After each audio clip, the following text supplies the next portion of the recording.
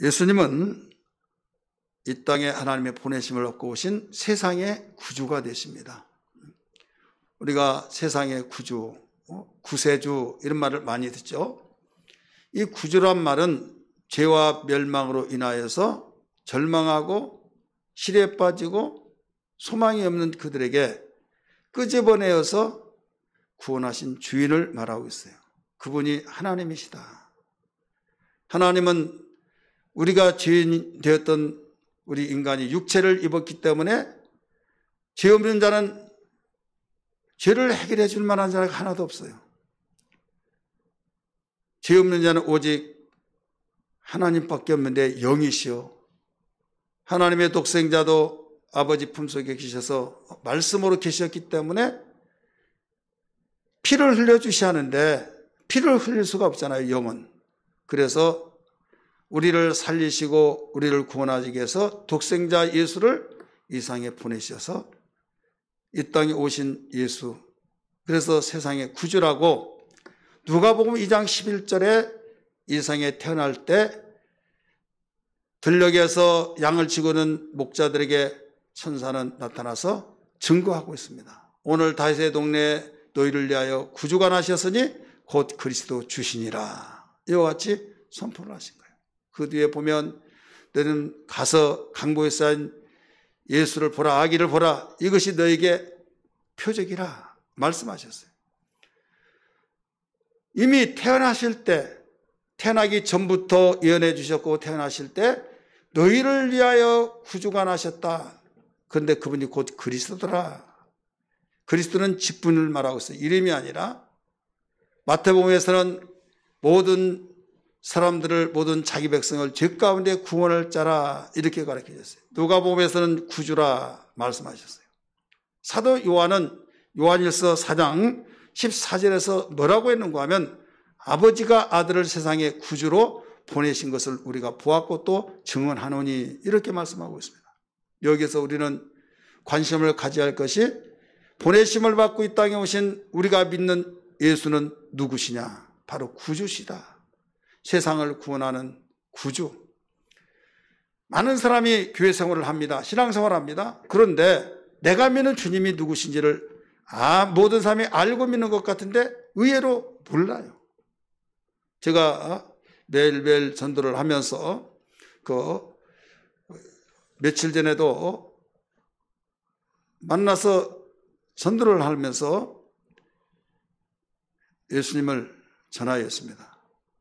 그래서 교회를 다닌대요. 어느 교회 다니냐고 했더니 어느 교회 다닌다고 이야기하는데 그러면 예수님을 구세주로 믿습니까? 라고 했더니 나가 어떻게 합니까? 그냥 몇 년 다니냐고 했더니 3년 됐는데 그냥 다닌 거라는 거예요. 너무 힘든 생활을 하고 있는 것 같아서 인생이 내 마음대로 됩니까? 물어봤더니 죽겠습니다. 죽겠다는 거예요. 그래서 예수님 믿으니 소망을 가지시라고 그랬더니 이 말을 듣지도 않고 나는 3년밖에 안 되는데 거기에 대한 관심이 없습니다. 그러면 여러분 교회 다니면서 관심 가져야 할 것이 뭐예요? 예수님이잖아요. 우리가 예수를 믿기 때문에. 그러니까 그 사람이 모든 삶을 대표해서 말한 건 아니지만은 교회에 따라서 가르친 자에 의해서 가르쳤다 할지라도 받아들인 사람에 의해서 각각 다르겠지만은 분명한 것은 알고 믿어야 된다. 내가 믿는 예수가 누구냐? 세상의 구주시라라고 증거하셨고 앞으로도 계속 이 증거는 계속되어져야 될 줄 믿습니다. 예수님이 지상 명령을 내리고 하늘로 올라가실 때도 마찬가지예요. 이 말씀을 일러주라는 거예요. 성령님에게 임하시면 오직 권능을 받고 예루살렘과 유대와 사마리아 땅 끝까지 내 증인이 되라 하시면서 하늘로 가셨어요. 교회에 맡겨진 사명이 예수님이 세상에 하나님이 보내신 세상 모든 사람들을 구원시킨 구주로 보내셨으니 그를 믿어야 된다. 이걸 교회의 사명으로 알고 먼저 예수 믿는 사람들은 이 사실을 확신을 가지고 이 말을 전해주는 것이 우리의 먼저 믿는 사람들로서의 사명이요 우리가 해야 할 임무라는 걸 알아야 될 줄 믿기 바랍니다. 만약에 이걸 알지 못한다 그러면 신앙생활을 하는 것이 아니에요. 종교생활을 하는 거죠. 이방 종교 사람들도 이방의 사람들도 종교생활을 할 때 자기가 어려울 때 자기가 믿는 신에게 기원제를 드립니다. 또 소원을 바랍니다. 그들도 새벽 기도를 합니다. 우리 믿지 아니하는 마음 든 사람들, 믿는 사람들도 과거에 예수 믿기 전에는 새벽에 미신을 열심히 섬기면서 복 달라고 비는 때가 너무 많이 있어요. 우리는 분명히 말하지만 새벽 기도회입니다. 혹은 새벽 예배입니다. 그런데 어떻게 바꿔놨느냐? 미신을 섬기다 보니까 새벽에 정성을 들이면서 아무리 엄동설안해도 그 찬물로 냉수마찰을 하면서 신에게 부정타면 안 되니까 깨끗하게 모욕을 하고 그 절을 하고 정성을 들여야 된다는 거예요. 지금같이 온수가 나오지도 않습니다. 지금같이 문화혜택 시설을 받지 못합니다. 그런데도 불구하고 장독대 허스름한 집에서 그 문틈에서 이 찬바람이 나와서 방에 불이 얼어버리는 그 시대에 냉수마찰을 하면서 그 살이 찢어지고 갈라지는 듯한 그런 가운데서 장독대에서 정성을 다하면서 빌고 기도 복 달라고 그렇게 우리 조상들이 종교생활을 했다 이거죠. 그러니까 새벽 기도회를 이야기하면 새복 기도회 해서 새복 기도회로 바꿔놨어요. 그래서 초창기의 기독교인들은 새벽 기도회 하면 새복 기도회 미신 섬겼던 그 시절이 생각나니까 이해가 빨리 왔어요. 복 달라고 천몸을 드려야지, 첫 시간을 드려야지. 그래서 우리 어렸을 때 교회에서 강지수사님이라고 있는데 그분은 새벽에 만나면요, 교회 가면서 교회 들어가기 전에 만나면요, 안녕하세요 집사님 하면 인사를 받지 않아요. 그래서 못 들은 것 같아서 앞에다 대고 안녕하세요 하고 더 크게 하면요, 느닷없이 깜짝 놀라 사탄아 물러가라 막. 나중에 알고 봤더니요, 지금 하나님께 정성을 다해서 모욕하고 추워서 춘 가운데 모욕하고 하나님께 그 몸으로 그대로 가서 하나님께 먼저 인사드리고 기도해야 하는데 여기에서 인사를 왜 하냐 이거죠. 그래서 안 들은 척하고 나가는데 옆에다 대고 안녕하세요 하니까 이건 사탄이다 해서 사탄아 물러가고 이런 일이 있었어요. 좀 우습게 들렸는지 모르겠지만 그때는 그랬다 이거죠. 왜? 미신을 섬기다가 새복기도 이제 교회 새벽 기도한다니까 새복 기도회로 바꾸는 그 시절. 그런데요, 이것이 1세대가 지나고 2세대가 와서 이제는 3세대가 와서 모든 것이 다 바꿔질 만도 하는데 바뀌어지지 않았다 이거죠. 그러면서 우리가 신앙생활한 것은 왜 하냐? 우리가 모든 것이 잘 되려고 한 거 아니냐? 물론 포괄적이기 때문에 다 잘 되려고 한 거예요. 천국 가는 것도 잘 된 거고 이 길을 당할 때 하나님께 기도해서 잘 되는 거 다 맞습니다. 그런데 구체적으로 비출 때 잘 되려면 우리는 내가 믿는 주님이 어떤 분이냐? 세상을 구원하는 구세주, 구주라 이런 말씀이에요. 이걸 알지 못하면 신앙의 틀이 깨져버립니다.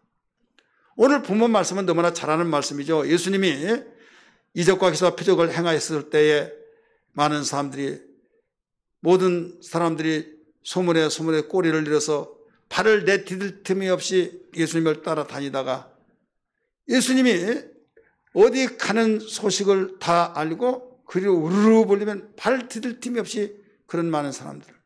그래서 12시자 모아놓고 얘들아 지금 세상 사람이 나를 누구라 하더냐 물어봤을 때 듣는 소리에 의해서 말을 해줬어요. 답변을 해드렸어요. 엘리야라고 합니다. 에레미야라고 합니다. 침례 요한이라고 합니다. 선지자 중에 하나라고 합니다. 다 그 당시에 대단한 선지자요 하나님이 쓰시는 하나님의 사람들이 다 이름을 올려드리면서 이런 자와 같다고 합니다. 근데 그 말을 들을 때 기분 나쁠 수가 하나도 없어요. 엘리야 하늘의 문을 열기도 하고 닫기도 하고 하늘의 불을 끌어당기기도 하고 막 비를 끌어당기기도 하고 대단한 분이잖아요. 에레미야 정의의 사나이잖아요. 죄를 보고는 가만히 있을 수 없는 자, 침례한 여자로 난 자 중에 가장 큰 자잖아요. 선지자 하나님 보내심을 받았던 권세와 권위를 가지고 송두리째 모든 것을 사역을 했던 그렇게 인정하고 있을 때 예수님은 그러냐? 예수님 자신이 바로 질문에 원했던 대답이 아니다 이거죠. 그래, 그러면 너희들은 나를 누구라 하느냐. 12제자에게 말했어요. 너희들은 나를 누구라 하느냐. 다른 제자들은 눈치만 보면서 지금 누가 말할까 하는데 거기에 관계없이 민첩하게 쏜살같이 예수님께 대답을 했어요. 누가? 베드로가. 주는 그리스도시요 살아계신 하나님의 아들이십니다. 그 말을 듣고 예수님은 기다렸던 듯이 내가 원했던 대답이다 이런 말을 받아들이면서 너무 깊어서 정신없이 발언하시거나 내가 복이 되도다. 내가 이렇게 알 것은 너의 혈육에 의해서 아버지가 알려주신 것이 아니라 하늘에 있는 내 아버지의 알려주심 통해서 네가 알게 됐다 하면서 복을 부어주시는데 어떤 복을 줍니까? 내가 네 위에 내 교회를 세우니 내가 천국 예수를 주겠다. 누구든지 닫으면 열 사람이 있고 열면 닫을 사람이 없다. 음부의 권세가들을 이기지 못한다 하면서 어마어마한 복을 쏟아 부어주셨어요. 자, 뭐 때문에 이렇게 됐어요? 고백. 세상 사람이 나를 누구라 하더냐 그럴 때 그 고백을 다른 사람이 듣기에는 정말 대단한 사람의 그런 사람과 같습니다. 엘리야와 같은 사람이다. 에레미야랍니다. 심리의 요한입니다. 선지자 중에 하나입니다. 그런데 주님의 마음에 쏙 드는 고백이 아니었다 이거죠. 그러나 너희들은 나를 누구라 하느냐 했을 때 별것 아닌 것 같은데 주는 그리스도시요 살아계신 하나님 아들이라고 그런가 보다 이렇게 생각할 줄 알았는데 예수님은 그 소리를 듣고 주님께서 원하신 대답인 걸 알고 어마어마하게 그에게 축복하셨다 이거죠. 자, 우리는 신앙생활에서 초점을 맞춰야 된다 이게. 사람들이 다 인정하고 사람이 박수 쳐주고 대단하다고 하는 그런 말을 우리가 거명하면서 거기에 초점을 맞춰 신앙생활하면 여러분 좋죠. 그렇지만은 하나님이 내가 믿는 하나님이 인정해 주시는 사람이냐 아니면 우리끼리만 인정하고 높여주고 대단하다고 할 것이냐. 주는 그리스도시요 살아계신 하나님의 아들이라고 하는 이런 사건에 대한 고백 많은 사람은 거기에 관심 없었어요. 그리스도가 예수가 그리스도냐 오히려 하나님의 이름을 명예를 훼손했다고 그를 죽이려고 하고 여러 가지 조롱을 하고 이런 상황. 그러나 그 말에 그 고백에 우리 주님은 관심 깊게 축복을 하셨고 관심 있는 대답을 하셨고 원했던 대답을 고백을 했기 때문에 축복하셨다 이거죠. 우리의 신앙은 누가 인정해 주셔야만 됩니까? 우리의 믿음의 주 되신 주님이 우리가 섬기는 하나님이 인정해 주셔야만 진정한 복된 자 된 것을 믿기 바랍니다. 할렐루야. 우리 성경에 보면요. 모든 사람이 하나님의 사랑을 받는 사람은 하나님이 원하시는 고백을 한 거예요. 다 이 내용을 다 말할 수 없지만 요한복음 1장 49절의 말씀 보면 나다나엘이라는 사람이 나옵니다. 그는 예수님 곧 그리스도가 언제 오시는가 하면서 계속 기다리는 가운데 쥐약볕에 뜨거워서 무화과나무 아래에서 기다리는데 많은 사람이 같이 모이다가 바쁘다고 다 돌아가 버리고 자기 혼자 이렇게 남아서 기다리고 있었던 자예요. 빌립이라고 하는 사람이 찾아와서 나다나엘 당신이 기다리고 기다린 분 오셨다. 누구냐? 언제 왔냐? 어디냐? 막 물어봤어요. 왜? 기다리고 있는 분이 왔다고 하니까 여러분 얼마나 관심 있겠어요. 나사렛 예수라는 에이 나사렛에서 무슨 선한 것이 나오냐? 성경은 그렇게 말하지 않았다. 그런데 성경 이야기하니까 빌립이라는 사람은 나는 성경을 잘 알지 못하니까 그분 앞에 성경적으로 따질 수도 없고 그래 와보라고 그랬어요. 나는 그거 모르겠는데 성경은 당신이 박사니까 나는 그거 모르겠다. 근데 한번 와봐라. 와보면 점검해봐라. 빌립이라는 사람은요 성경은 자기보다 모르지만은 정말 진실하고 정말 참신하기 때문에 나다나엘이 그 말을 듣고 그냥 스쳐 지나갈 수가 없었어요. 가봤어요. 가자마자 저기에서 멀리 보인 저분이 그리스도라 말하니까 점점점 가까우다가 예수님이 그를 보고 나다나엘아 나다나엘아 부르니까 깜짝 나자 빠집니다. 주여 나를 어떻게 하시고 내 이름을 부르십니까? 네가 무화과나무 아래에서 있을 때 내가 보았노라. 이때 완전히 머리를 치어서 자기의 정말로 이쯤을 충격을 받은 겁니다. 다른 사람들이 같이 모였다가 다 뻘뻘 흩어지면서 언제 올지도 모르는데 언제 꼭 기다릴 것이냐고 하면서 나는 끝까지 기다리겠더니 했더니 너무 빠지지 말라 이래라 저래라 하면서 조롱하고 비난하고 다 흩어졌는데 자기는 왕따가 되어버리는데 나를 인정해 주셨다 이거죠. 네가 무화과나무 아래 있을 때 나를 보았다. 빌립이 가르쳐 줬을 때는 나사렛에 서서 무슨 선한 것이 나올 수 있냐고 믿지 않더니 자기의 이름을 이름을 불렀던 그 예수를 바로 알고 고백을 합니다. 당신은 선생님, 당신은 하나님의 아들이시오. 당신은 이스라엘의 임금이십니다. 고백했어요. 내가 무화과나무 아래에서 너를 보았다고 경험할 때만 이렇게 비느냐.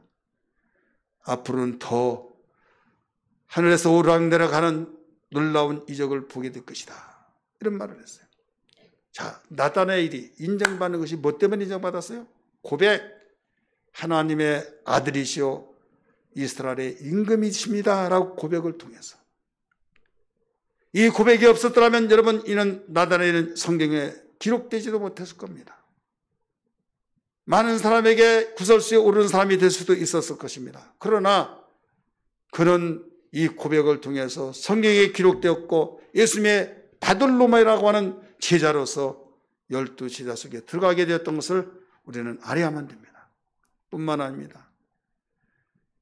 예수님 부활하신 후에 나타나셔서 제자들에게 평강이 있을지다 말했지만은 그 가운데 그 자리에 없었던 도마가 있었어요. 도마가 왔습니다. 많은 제자들이 이렇게 말합니다. 10제자들이 선생님이 살아나셨다. 무슨 소리야? 무슨 소리?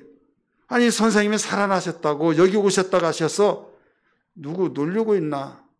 나는 우리 선생님이 창자국 못자국 내 손가락 너보고 내가 만져보기 전에 절대 안 믿는다.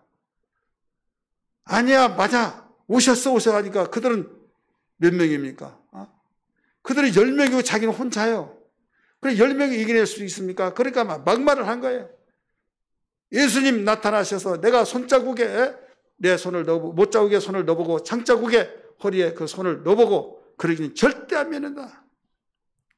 예수님이 그것을 기억하셔서 일주일 후에 나타나셨습니다. 도마야 네가 그렇게 원했던 여기에 창자국에 손을 넣어봐라. 자 손을 내밀면서 손가락 한번 넣어봐라. 넣어봤을까요? 안 넣어봤어요. 뭐하러 갑니까? 요한복음 21장 28절의 말씀 보니까 거기에서 그렇게 말합니다. 나의 주님이시오 나의 하나님이십니다. 나의 주님이시오 나의 하나님이십니다 라고 고백을 했어요. 그러면서 일생 동안 자기가 무지한 말을 해서 너무나 죄송스러워서 그는 이방의 나라 가서 순교하는 선교사가 되었어요. 사랑하는 성도들이요, 비렘에서 예배하고 이 자리에서 예배하는 모든 성도들이요, 우리는 신앙생활의 출발을 알아야만 합니다. 신앙생활의 가장 기초적인 걸 알아야만 합니다. 신앙의 출발은 고백을 통해서만 이루어진다는 걸 알아야 될 줄 믿기 바랍니다. 고백이라고 하는 것은 너무 중요합니다. 많은 사람은 이적을 통해서 이런 역사가 나타났다 저런 역사가 나타났다 이렇게 내가 응답받았다 이거 굉장히 사랑 삼아서 신앙생활인데 맞습니다. 옳습니다. 그러나 그보다 더 중요한 것이 있어요. 집을 지을 때 정말 빌딩이 몇 수십 층 수백 층이 올라간다 할지라도 아무리 여러분 위대하게 웅장하게 그 집을 통하여서 대단하다고 찬사가 일어난다 할지라도 그것을 받들어주고 그것을 바로 떠받쳐 줄 수 있는 기초가 여러분 얼마나 중요한지 아시잖아요. 기초가 없다고 한다면 높이 올라갈 수가 없어요. 우리의 신앙이 여러분 좋은 일만 있는 것이 아니에요. 환난과 핍박이 있기도 하고 우리에게 정말로 멸시천대가 있기도 하고 심지어는 우리에게 위협을 당하여서 순교를 각오하지 않고는 신앙생활을 할 수 없을 때도 있다 이거예요. 그 나라마다 어떤 법에 적용되에 따라서 달라진데 우리 민족이 천주교는 기독교보다 100년 먼저 들어왔습니다. 어마어마한 천주교 여러분 순교자들이 많잖아요. 그래서 여기저기 가면 성지 계속 팻말을 붙여보고 천주교에서 정하는 성지가 여러분 너무 많습니다. 마포에 절두산이 있습니다. 천주교의 그 순교 성지라고 하면서 순교관도 있습니다. 절두산, 왜 절두산이라고 아십니까? 바로 한강변 모래의 뱃사장인데 잡아다가 천주교 믿는다고 목을 작두로 다 잘랐어요. 잘라가지고 그 피가 흘러내려가는데 모래땅에 덩얼덩얼하면서 했던 것이 얼마나 많은 사람이 죽었든지 그것이 한강으로 흘러갔다 해서 바로 절두선이라고 그랬어요. 작두로 잘랐다고 그랬어요. 기독교 역사에도 나옵니다. 오늘 우리는 알아야 할 것이 천주교가 그렇게 순교를 당했고 100년 뒤에 기독교가 왔는데 기독교에서도 여러분 어마어마한 핍박을 받고 순교를 당하고 일제시대 때도 마찬가지였고 여러분 우리 조상들 믿음의 선조들이 이런 신앙을 지켰던 것, 목숨을 택할 것이냐 내가 순교를 택할 것이냐 아니면 하면서 모든 것을 결단해야 할 그 시간에 목숨을 초계같이 버리면서까지도 예수를 부인하지 않고 끝까지 붙잡고 나갔던 그 신앙이 어디에서부터 여러분 기초가 되었습니까? 예수가 누구라는 걸 알았기 때문에 주는 그리스도시요 살아계신 하나님 아들이라고 고백이 그에게 뜨겁게 가슴속에 심어졌기 때문이라는 것을 알아야 될 줄 믿기 바랍니다. 할렐루야. 오늘 우리는 많은 사람들이 신앙생활을 하면서 기초가 없다가 보니까 아무리 높이 올라가더라도 그냥 주저앉아 버리듯이 그 건물처럼 이런 시대가 되어버렸다 이거죠. 코로나가 뭡니까? 여러분 코로나는 질병 중에 하나예요. 감염병이에요. 감염병 속에서 꼭 코로나만 여러분 감염병입니까? 우리가 수많은 감염병도 많이 있습니다. 그 많은 감염병들이 있지만은 여기에서 언론을 통해서 의학을 통해서 이렇게 하다 보니까 거기에 쓸리고 이리 쓸리고 하면서 무서워서 벌벌 떨면서 하다 보니까 우리의 신앙마저 무너져버리는 오늘날 이 시대. 우리 주님이 보실 때 너는 나를 사랑하느냐? 너는 나를 사랑하느냐 할 때 여러분 뭐라고 고백하겠습니까? 주님을 사랑한다고 하며 평상시에 어떻게 주님 사랑한다고 했습니까? 어떤 환난도 어떤 핍박도 어떤 역경이 닥쳐온다 할지라도 주님 이 몸 바쳐 이 주님 모든 걸 바쳐서 주님 죽도록 충성하겠습니다. 그러면서도 여러분 총을 가지고 죽인다고 하지도 않습니다. 우리는 정말 일상생활에서 감염병을 위하여 정말 열심히 정말 힘써서 우리 국민의 건강을 책임진 의료기관, 중대본 또 정부에서 힘쓰고 정말로 참 자랑스럽게 여기야만 합니다. 마땅히 우리는 거기에 적극적으로 협력해야만 합니다. 근데 그렇게 해서만이 근본적으로 해결될 것이 아니다 이거죠. 성경적으로 보면 근본적으로 해결할 것은 하나님의 마음이 모든 것을 긍휼을 베풀어 주셨을 때만이 이루어진 걸 알아야 될 줄 믿기 바랍니다. 세상의 사람들은 이 사실을 모르기 때문에 가시적으로 이래서 감염증이 바이러스에서 움직여진다 이렇게만 알고 있지만은 우리는 세상이 알지 못한 바이러스 이전의 그 영적인 세계를 통해서 하나님이 절대자이시고 하나님에 의해서 모든 것이 역사가 진행되고 생사화복을 주관하신다는 사실을 고백하고 있잖아요. 알고 있잖아요. 그렇다고 한다면 오늘 우리는 믿는 사람들은 하나님께 긍휼을 호소하고 긍휼을 위해서 기도하고 이 나라의 민족에 긍휼을 베풀어 주시고 모든 국민들이 하나님을 두려워하며 하나님 앞에 무릎 꿇고 하나님께 돌아오게 달라고 다른 사람은 모를지라도 믿는 사람들은 그 기도를 통해서 이런 일을 통해 더 하나님께 가까워 나와야 되지 않겠느냐 이거죠. 대면 속에서 나올 수도 있고 정말 나는 도저히 나올 수 없겠다 했다고 한다면 여러분 나오지 않았다고 그게 잘못됐다고 한 것이 아닙니다. 거기에서 또 하나님께 전심을 다해서 마음과 성품과 뜻을 다해서 주 하나님을 사랑하고 섬기는 그 놀라운 지혜와 지식과 겸손을 하나님께서 받으시는 신앙의 고백을 통해서 하나님 구약의 모든 하나님 말씀을 통해서 감염병은 하나님의 고난 속에서 모든 것이 고난이지만은 하나님에 의해서 움직여지고 있는 것을 그래서 여러분 헌금이라고 한 것은 주정 헌금이라는 것은 성경에 나오잖아요. 감염병에서 질병을 거기서 넘어가게 하신다 이거죠. 해를 받게 하지 않게 했다는 거죠. 다른 것은 믿는다고 하면서 왜 이건 안 믿습니까? 부분적으로 믿습니까? 온전하게 믿어야 될 줄 믿습니다. 오늘 신앙의 고백이라는 걸 우리는 점검해 보아야 된다 이거죠. 신앙의 고백. 우리의 신앙의 기초. 여러분 모든 것들이 다 무너진다 할지라도 기초석은 남지 않습니까? 예루살렘 성전이 솔로몬의 지은 성전으로서 세계 역사는 그 성전을 보고 하나님의 이름을 높이며 하나님이 살아계시다고 존귀 영광을 돌렸던 그 사건.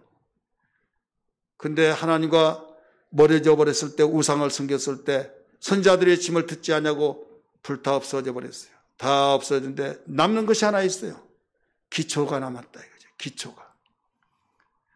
그래서 서쪽은 이스라엘이 다스리는 그 기초, 그 위에는 그 이슬람 종교 사원이 그의 동무로 누런 금으로 몇 길을 내서 거기에 얹어놓은 그 성전. 성경은 말합니다. 가정한 것이 바로 거룩한 곳에 와서 제사를 드릴 때 모든 것은 끝난 것이다 라고 가르쳐줬어요. 지금 이 벽 하나로 동쪽은 팔레스타인이 다스리고 서쪽은 벽만 이건 우리 땅이다 해서 이스라엘 경계가 되어서 틈 사이에 거기다가 메모지를 넣고 우리 조상이 이렇게 범죄해서 이렇게 되었습니다 회개하면서 거기에 소원을 내걸고 기도하는 통곡의 벽 잘 아시고 있잖아요. 통곡의 벽. 성경은 우리를 보여주는 거울이에요. 오늘 우리는 이런 시점에 와서 이런 시대를 맞이하여서 정말로 언제까지 우리가 신앙을 방황하고 언제까지 우리가 종교인이 될 것이냐? 아니다 이거죠. 오직 하나님께서 기뻐 받아주시는 많은 사람이 뭐라고 한다 할지라도 많은 사람들은 예수를 에리에미야, 엘리야, 또 선지자 중에 하나 침례원이라고 해서 박수를 쳐주면서 말했지만 주님은 그걸 원치 않았다 이거죠. 주는 그리스도시요 살아신 하나님의 아들이라고 그 말을 통해서 영광을 받으신 것처럼 우리는 어떤 신앙으로 하나님께서 인정을 받아야겠습니까? 신앙 고백을 통해서 받으신다는 걸 다시 한번 맺기를 죄름으로 축원합니다. 주님이 우리를 뜨겁게 사랑하시고 우리가 주님을 사랑하여서 주님이 이런 분이라고 그 고백하는 우리의 마음속에 있는 그 신앙을 바로 드러내놓고 입술로 고백하여서 신하는 그 신앙, 고백하는 그 신앙. 로마서 10장 10절 말씀 보면 마음으로 믿어 의에 이르고 입으로 신하여 구원에 이르느니라 라고 말씀했어요. 고백의 중요성을 가르쳐놓고 있습니다. 왜? 마음으로 믿는 것은요 증거가 안 되는 거예요. 우리 전도하다 보면요 나도 하나님 믿어요, 나도 하나님 믿어요. 그럼 예수가 누구예요? 대답을 못해요. 나도 교회 다녀요. 어느 교회 다닙니까? 자기 교회 이름도 몰라요. 진정으로 교회 다니는 사람일까요? 나 예수 믿어요. 그러면 예수가 누군데요? 몰라요. 그런 사람 이름 부지기수입니다. 그래서 주님은 말씀하시기를 세상의 사람이 나를 두고 하느냐 너희들은 나를 두고 하느냐 그 고백, 내 마음속에 계신 주님이 이런 분입니다고 고백하는 그 고백, 마음으로 믿어 의에 이르고 입으로 신하여 구원에 이른다 가르쳐 줄 거예요. 만약에 여러분이 마음속에 주님을 믿고 내가 정말 하나님을 믿고 섬기고 한다 할지라도 고백이 없다고 한다면 온전한 구원이 될 수 없어요. 마음속에 믿으면 의롭다함을 얻었다고 그랬어요. 죄 때문에 저주받고 심판받고 멸망하는데 그 죄가 의롭다함을 얻는 것은 복 중에 복이에요. 그런데 입으로 시인하지 않으면 구원에 이를 수가 없다는 사실을 보여줬어요. 그렇다면 자 임신했어요. 임신했을 때 여러분 임신했을 때 축하가 되어지고 축복이 되어지고 정말로 그에게 정말 축한다고 진심으로 축복하잖아요. 그런데 그 아이가 세상에 나와서 출생을 통해서 아들이야 딸이야 하면서 축한다고 하면서 이제 동사무소 가서 우리 아이 이름을 대주면서 몇 월 며칠 몇 시에 어디에서 태어났다고 하는 것을 고백을 통해서 호적에 올라가서 정상적으로 이 땅에 여러분 인간으로서의 생명의 존엄으로서 모든 사람이 공유하고 있다는 걸 믿기 바랍니다. 할렐루야. 만약에 임신했더라도 여기에서 나오지 아니한다고 한다면 인정을 받을 수가 없어요. 마음으로 믿어 의에 이른다 할지라도 입으로 시인하지 않고는 구원이 될 수가 없다 이 말이에요. 구원이라는 것은 여러분 입술로 시인하는 거기까지 그래서 신앙 고백을 물어보신 거예요. 세상 사람이 나를 뭐라고 하더냐 물어보시고, 너희들은 나를 뭐라고 하느냐, 누구라고 하느냐. 그래서 속 시원하게 바랬던 그 고백을 했던 베드로에게 축복하셨던 거예요. 우리 주님을 뜨겁게 사랑하여서 진실한 고백이 되기를 주 이름으로 축원합니다. 고백의 또 중요성을 주님은 말씀하셨어요. 마태복음 10장 32절부터 33절의 말씀 보면 거기에 이렇게 말합니다. 누구든지 나를 시인하면 내가 하늘에 있는 내 아버지 앞에서 너를 시인하고, 만약에 나를 부인하면 내가 내 아버지와 천사들 앞에서 너를 부인할 것이다. 자, 시인과 부인을 이렇게 어마어마하게 가르쳐 준 거예요. 입술로 고백할 수 있는 신앙이 되기를 주 이름으로 축원합니다. 내 구주 예수를 더욱 사랑 엎드려 비는 말 들어서서 내 진정 소원이 내 구주 예수를 더욱 사랑. 가슴에 손 얹고 내 진정 소원입니다. 옥 사랑 내 진정 소원이 내 구주 예수를 더욱 사랑 더욱 사랑. 아멘. 우리는 성질이 다른 신앙 고백 두 가지를 성경을 통해서 발견할 수 있습니다. 고백을 하는데 성질이 각각 다른 두 가지의 고백. 첫 번째, 근본적으로 우리는 고백이 있어야 된다. 이 근본적인 고백. 이게 바로 베드로가 고백했던 그 고백입니다. 주는 그리스도시요 살아계신 하나님의 아들이시라고. 또 나다나엘의 고백입니다. 그게 바로 근본적인 고백이에요. 도마가 고백했던 그 고백이 근본적인 고백이에요. 이 고백은 나는 의롭게 살고 깨끗하게 살고 꺼리낌 없이 살아서 나 죄 없다 하는데, 복음 전하는 사람에 의해서 예수 그리스도를 믿어야 구원받는다. 예수만이 구원자다 했을 때 거부반응이 일어나면 이러는데, 물어봤어요. 왜 예수만이 구원자입니까? 물어봤더니 자초지종 쭉 복음을 이야기합니다. 모든 사람은 죄인인데 죄값으로 지옥 가고 결국 이상의 산 동안에도 저주받고 심판받고 행복하게 살 수가 없다. 왜? 죄인은 하나님과 관계가 끊어졌기 때문에. 어린아이가 보호자 없이 살 수 있느냐? 마찬가지로 인간은 성인이지만 하나님 앞에 볼 때 어린아이다. 그것도 죄인의 신분이다. 행복할 수가 없다. 근데 하나님이 우리 인간을 긍휼히 여기시고 살려주시기 위해서 사랑하시기 때문에 독생자 예수를 보내주셔서 이 땅에 예수를 구세주로 보내셨다. 그는 십자가에 죽으신 것이 죄 때문에 죽은 것이 아니라 우리의 죄값을 대신 짊어지기 위해서, 우리의 죄값을 해결해 주기 위해서 죽으셨다. 그를 믿으면 죄의 의롭다함을 받고 하나님의 자녀가 되어서 예상의 하나님의 보호를 받고 살지만 죽으면 또 천국 간다. 이 사실을 복음을 전해줬어요. 그럴 때 눈을 까먹하면서 눈방울 그 눈물이 맺히면서, 아, 내가 죄인이구나. 내가 죄인이었구나. 죄인으로 태어나서 죄인으로 살다가 이대로 가면 이 땅에서도 불행하지만 죽어서 지옥 가는구나. 나 이럴 수는 없지. 그러면 어떻게 하면 되겠냐고 했을 때 예수님을 구주로 영접하라. 마음을 열고 인격적으로 예수님을 나의 구주십니다. 나의 구세주입니다. 나를 위해서 죽으신 걸 감사합니다 하면서 회개하고 있으면 영접하라는 거예요. 그때 고백이 예수님 나의 구세주십니다. 나의 구원자이십니다. 나를 구원하신 걸 감사합니다. 고백한 이 고백, 이게 근본적인 고백입니다. 이 고백은 오직 거듭나는 그 고백입니다. 이 고백은 일생에 한 번입니다. 이 고백은 10번, 20번, 100번을 할 수 있다 할지라도 호적에 올라간 건 한 번이다 이거예요.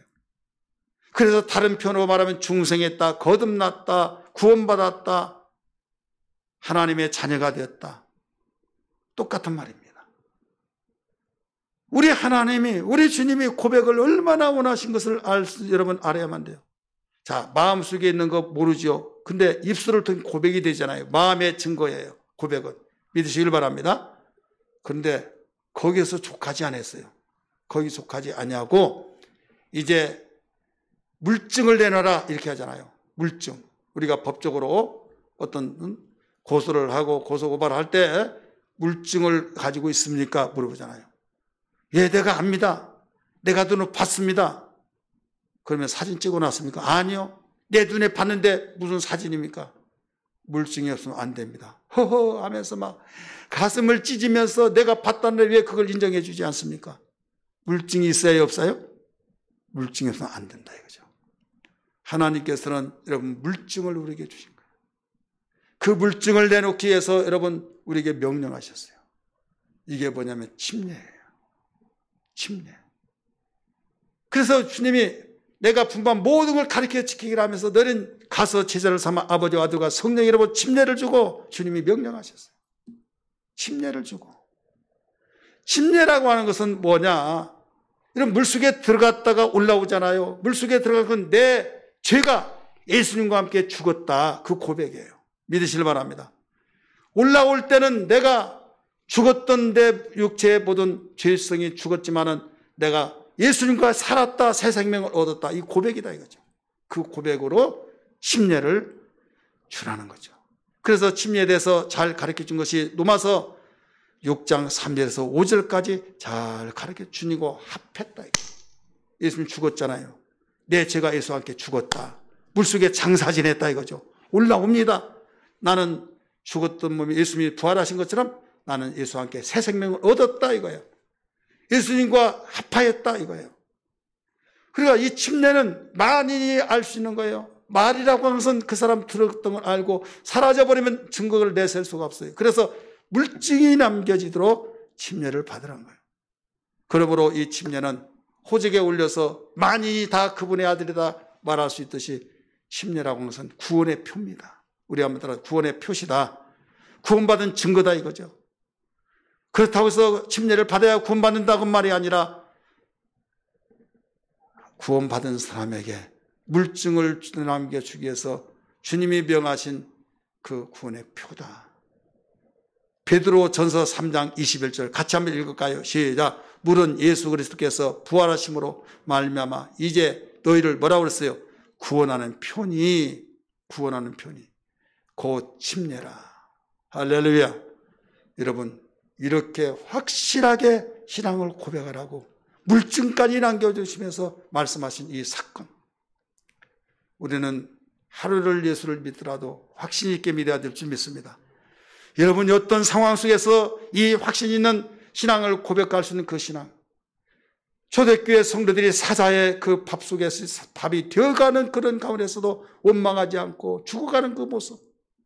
나무 토막을 썰고 가죽을 빗기고 기름가마에 튀기고 사자국수에 던지고 불 가운데 던지고 그런 일이 수없이 일어나더라도 조금도 흔들리지 않고 더 좋은 부활을 얻기 위해서 감사 찬송으로 순교를 당했던 믿음의 선진들을 볼 수 있지 않습니까? 오늘날 이런 설교는 다 듣기 싫어요. 그러나 사실인 거래요. 우리는 앞으로 어떤 일이 일어날지 아무도 몰라요. 성경대로 한다고 한다면 더 힘든 세상이 오게 됩니다. 우리는 끝까지 남자가 되어야 될 줄 믿습니다.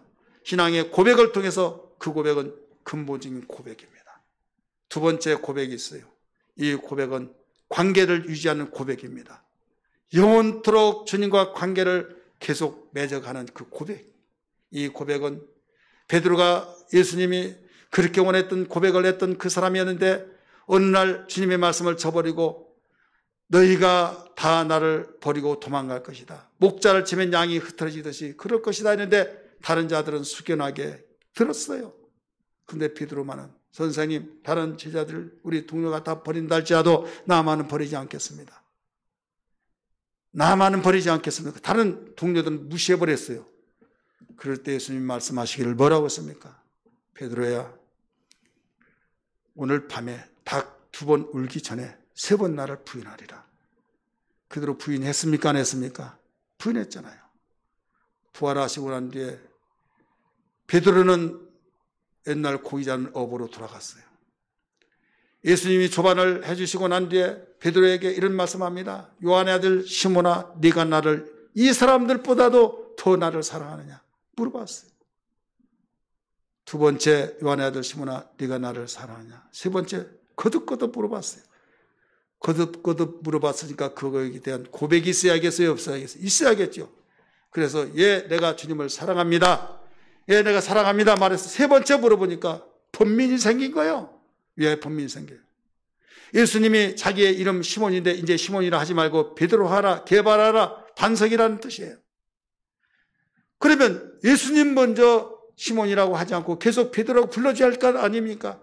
그런데 예수님은 부르지 말고 개발하고 부르라고, 베드로라고 부르라는 그 말을 무시해버리고 옛날 이름으로 그냥 불렀어요. 요한의 아들 시몬아, 네가 나를 사랑하느냐? 이 모든 사람보다 더 나를 사랑하느냐? 옛날 이름까지 불러가면서 이 질문을 하니 번민이 생겨버립니다. 지적을 해주지 않았더라도 자기가 그 소리를 듣는 순간에 아차, 나에게 계속 사랑하냐고 물어볼 때, 이 사람보다 더 사랑하냐고 물어볼 때 계속 사랑한다고 대답을 했음에도 불구하고 또 물어보고 또 물어봤을 때 찔린 것이 있었어요. 그 찔린 것이 뭐였을까요? 내가 주님을 사랑한다고 하면서 부인한 것 그것을 잊지 않냐 하시고 거기에 대해서 물어보신 것 같다 하면서 내가 사랑은 하는데, 그래서 3번째 대답이 뭐였어요? 내가 주님을 사랑하신 것을 주께서 아시나이다. 공이 주님께 넘어간 거예요. 지혜스러워야 안 지혜스러워요? 지혜스러운 거죠. 그럴 때 네가 젊었을 때 네 마음대로 살았지만 늙어서는 네 마음대로 하지 못하고 사람들이 띠를 띄고 너를 끌고 다닐 것이다. 순교할 것을 가르쳐주고 있죠. 주님과의 사랑이 계속적으로 연속되어질 때는 순교장에 가서도 부인하지 않고 네가 진실하게 나를 사랑한 것을 하게 될 것이다. 이걸 일러주신 거예요. 사랑하는 성도들이요, 근본적인 고백은 무슨 고백이었습니까? 하나님의 자녀된 고백이었어요. 내가 당신의 자녀입니다 이거예요. 내가 죄산 받고 이제는 내가 죄인이 아니라 의롭다함을 얻고 하나님의 자녀가 되었습니다. 그 고백이에요. 2번째 고백, 관계를 유지하는 고백은 하나님의 자녀로서, 하나님의 사랑받는 사람으로서 내가 끝까지 사랑하겠습니다 하면서 어떤 질문 속에서도 주님과의 커뮤니케이션이 이루어져서 정말로 그 관계가 끊어지지 않냐고 계속적으로 이어져 나가기를 원하는 고백을 주님이 원하신 거예요. 오늘 이 자리에 참석하시고 비대면에서 예배드리신 우리 모든 성도들, 무엇보다도 계속적으로 관계를 유지하는 고백이 있기를 주의 이름으로 축원합니다. 할렐루야. 이 고백은 우리에게 놀라운 변화의 역사를 일으켜 주십니다. 이 고백을 왜 그렇게 원하시는가? 여러분, 21장 15절은 첫 번째 고백을 받기 위해서 질문하신 내용이요, 16절은 두 번째, 17절은 세 번째. 우리 15절 한번 읽어볼까요? 같이 읽습니다. 시작. 시작. 그들이 조반 먹은 후에 예수께서 시몬 베드로에게 이르시되 요한의 아들 시몬아, 네가 이 사람들보다 나를 더 사랑하느냐 하시니 이르되 주님 그러하느니라. 예, 내가 사랑합니다 그랬어요. 자, 16절 한번 보세요.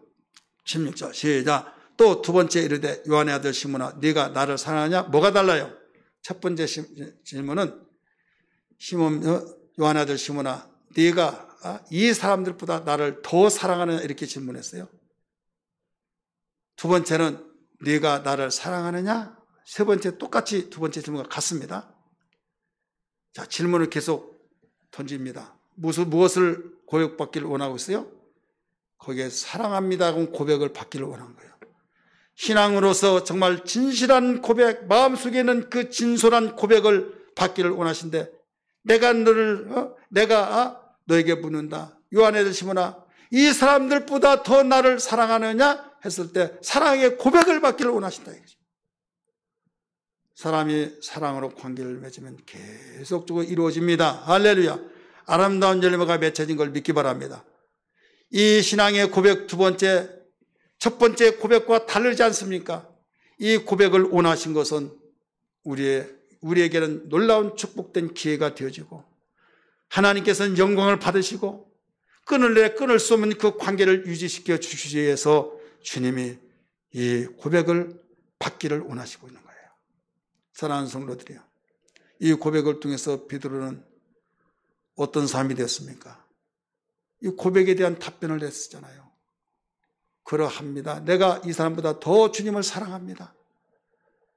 두 번째, 내가 주님 사랑합니다. 세 번째, 번면합니다. 내가 사랑을 주님이 아시지 않습니까? 자, 이때 주님은 거기 끝나버린 것이 아니에요. 더 사랑한다고 할 때 내 어린 양을 먹이라. 두 번째, 내 양을 치라. 내 양을 먹이라. 자, 이게 뭘까요?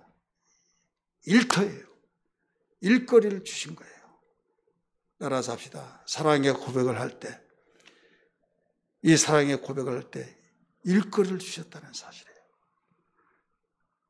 대학을 나오고 명문대학을, 유명한 대학을 나오더라도 일거리를 찾지 못한다면 여러분 얼마나 힘들겠어요. 배운 사람이 하면 똑같더라. 야, 그렇다면 여러분 존심이 얼마나 상하겠어요. 지금 이 시대에 취업이 힘든 가운데서 일거리가 있다는 건 얼마나 행복합니까? 썩을 육체도 일거리가 이렇게 일자리가 중요하거늘 하물며 영적 생활에서 일자리가 얼마나 중요합니까? 10년, 20년, 30년 다니면서도 교회에서 일거리가 없어서 왔다 갔다 하면서 지루한 시간을 보낸 사람이 있고, 여러분 일거리가 있어서 기쁨과 감사함으로 정말 발바닥에 불이 나도록 뛰어다니면서 지칠 줄 모르고 힘들지요. 아니요, 너무 기뻐요. 너무 행복해요. 하나님께서 쓰임 받게 하시고 써주셨다는 것이 얼마나 감사한지 몰라요. 여러분 이런 사람이 있습니까? 없습니까? 있지 않습니까? 어떤 사람에게 그런 일을 주십니까? 주님이 물어보실 때 사랑의 고백을 제대로 하는 사람만이 되어진다는 걸 믿기 바랍니다. 할렐루야. 주님이 원하신 그거, 관계를 유지하는 그 고백, 이 사람들보다 네가 나를 더 사랑하느냐, 이 고백을 해야만 됩니다. 요한의 아들 시몬아, 네가 나를 사랑하느냐, 고백해야만 됩니다. 또 똑같은 질문은 사랑하느냐, 질문에 대한 그 고백이 어려운 거 아니에요. 그런데 분명한 것은 어렵기도 하고 쉬웠기도 해요. 진실하게 사랑한 사람은 쉽습니다. 믿으시길 바랍니다. 그러나 진실지 못한 사람은 어려운 거예요. 저는 사랑하지 못합니다. 그러면 상대가 뭐라고 할까? 진실한 사람은 사랑할 수 있는 그 고백 당연한 거 아닙니까? 너무 쉬운 거 아닙니까? 주님은 표부를 살피시기 때문에 우리에게 이 질문을 하시면서 관계가 계속 이루어지죠. 여러분 직장을 다니면 직장을 다니는 그동안에는 그 직장과의 관계가 이루어진 거예요. 그래서 길터가 부유하게 되어지고 그걸로 인해서 삶이 부유해지고 가정이 부유해지고 여러분 이웃에게 유익을 흘려보낼 수 있다는 걸 믿기 바랍니다. 많은 사람들이 하나님께 영광을 돌리고 행복하기를 원하고 정말 하나님의 사랑받기를 원하고 있는데 하나님과의 관계되는 고백을 하지 않는 삶을 비춰볼 때 얼마나 안타까운지. 여러분 이제 우리는 구원받은 하나님의 자녀로서 하나님의 은혜로 여기까지 온 걸 믿으시면 아멘 하십시다. 여기서 끝나지 말고 관계를 유지하는 고백이 되기를 주의 이름으로 축원합니다. 이 사람에게는 주님이 철동같이 지키시고 이끌으시고 밀어주시고 돌봐주시고 하나님 팔을 걷어붙이고 돕지 않을 수가 없는 거예요. 나를 그렇게 사랑한 그를 외면할 수 있습니까? 아니잖아요. 원수도 죄인도 몸 피 흘려서 주님이 죽어주셨거늘 당신을 사랑한다고 하고 사랑한다는 그 고백을 한 자에게 여러분 외면하겠느냐? 아니에요. 오늘은 앞으로 어떤 시대가 온다 할지라도 두려워하지 말고 강하고 담대라. 내가 세상을 이겼노라. 내가 내게 평안을 끼치노니 강하고 담대라고 하신 것처럼 계속적으로 주님의 관계를 유지하는 사랑의 고백이 우리의 진솔한 고백이 되어지기를 주의 이름으로 축원합니다. 할렐루야. 할렐루야.